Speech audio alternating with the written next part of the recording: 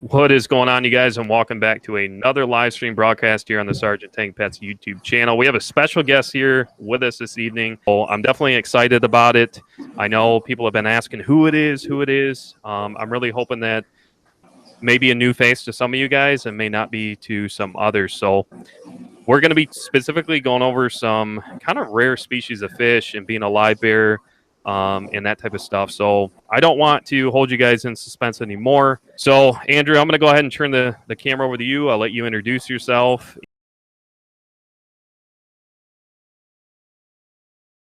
My name's Andrew Perkowski, and welcome to my fish room. Today, I'm going to be talking about Goodeids. It's a family of fish that's near and dear to my heart.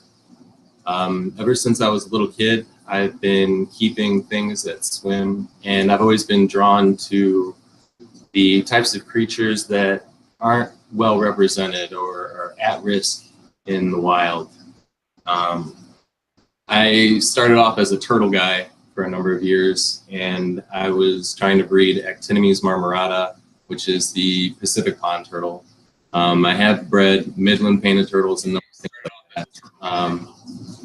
But one thing that I always wanted to do was breed those creatures that were most at risk. I grew up hearing about turtles being pulled from the wild, getting run over by cars, and that was just something that upset me. I grew up loving the Ninja Turtles. After a little bit of time, I started breeding my own feeder fish, and knowing that I live in Chicagoland and we have pretty hard water here, I started keeping Variatus platies. Variatus platies, that normal facilid, or I shouldn't say normal, common facilid, the typical Livebearer that you see when you go to the pet store. Those types of fish, they did really well for me, and I started trying to optimize their setups, and before long I started planting all my aquariums. From there, the next step was what other things could I keep? And I started looking around on the internet, and I heard about Goodeids, this unbelievably fascinating group of fish. They are a Livebearer from central Mexico, although I do have an egg layer that's from Nevada, Goodeids baileyii, which is a really cool fish, but that's neither here nor there. Mainly talking about all the Livebearers. The Goodeids are extremely fascinating for a number of reasons, one of which is, unlike the Pasilids, which they actually have eggs that hatch internally, and then the babies are born live at that point. The Goodeids actually have an umbilical cord. It's or a pseudo umbilical cord, and it's referred to as the tropitania, which is Latin for like life band. It's the connection to the mother.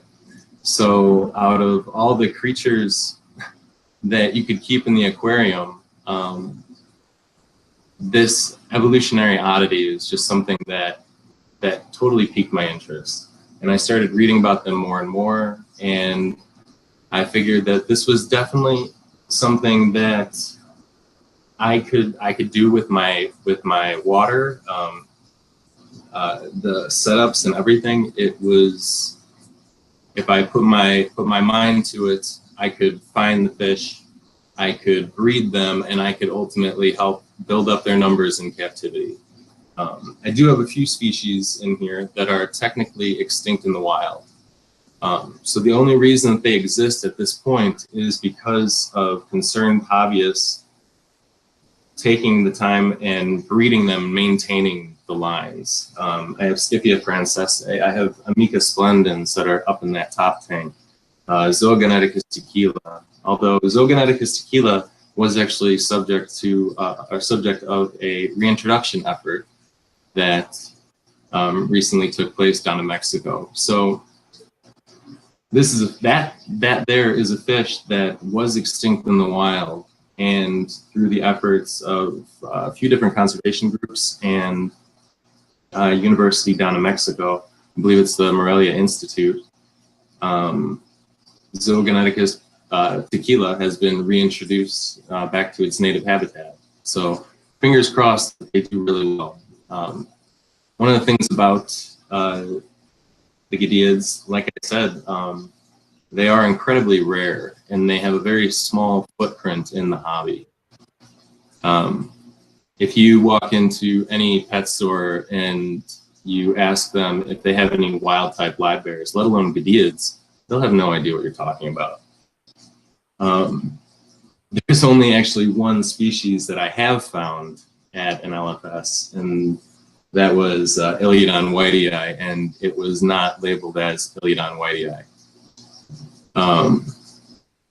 So anyway, like I said, it's a difficult fish to find. There are places online where you can find them. I did a lot of research beforehand. I tried to prioritize things. I also, I took the time to make sure that this is really what I wanted to do. And if you look up online and you see pictures of Scyphia multipunctata or the Zoogoneticus tequila when they're doing their mating dance, then you'll see that these really are incredible fish, and they really deserve to have a much larger footprint in the hobby. Oh, what can I talk about? So with these fish, many of them use the designation when we talk to other people about them being CARES fish, and those fish are species that have been specifically identified as being of a priority for conservation. So any person that was able to obtain those species, you could basically go in, because you don't necessarily have to be a member of a club like you had to previously. You can individually register them just by submitting a picture and your species collection information, where you got it, just whatever other data you might have to confirm that this is actually your fish. And you can get it registered with CARES, so that'll be part of their stud book, and can basically keep track of the general captive population within the U.S. CARES does have a, like I said, they have a priority designation. So with that, you can basically find out, like, not everything has been assessed by IUCN. There's some you can find out whether or not it's endangered, or basically how the population itself is doing. And it's not necessarily just an indicator with CARES of how it's doing in the wild. It's also relative to the population and how it's being maintained in captivity. I do have some fish in here, my Scyphia multipunctata from Tacansicro, that are registered with CARES.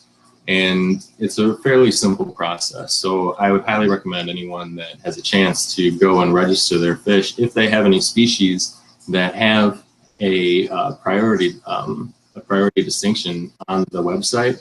You can go and search it by family and find out if you have a fish. If you do, you submit your info and a picture, and it's real easy. And it helps them keep track of everything. I'm all about transparency when I'm in my fish room. So I like to do fish room tours and show them off to everybody, because I think they're incredible. And definitely something that I have to find a particular type of hobbyist to actually talk about them.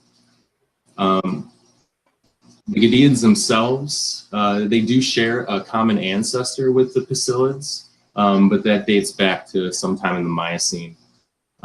Most of the species here, and I do want to talk about a few different ones as this discussion progresses a little bit further. There's a few different ones here that the way that they rank the tribes within the family has to do with the complexity of their umbilical cord, which I think is fascinating. As I talk about the different species, I also like to go over the etymology, because with scientific names, and me myself, I'm actually a chemist, so I take those scientific names very seriously, and I appreciate that they all mean something.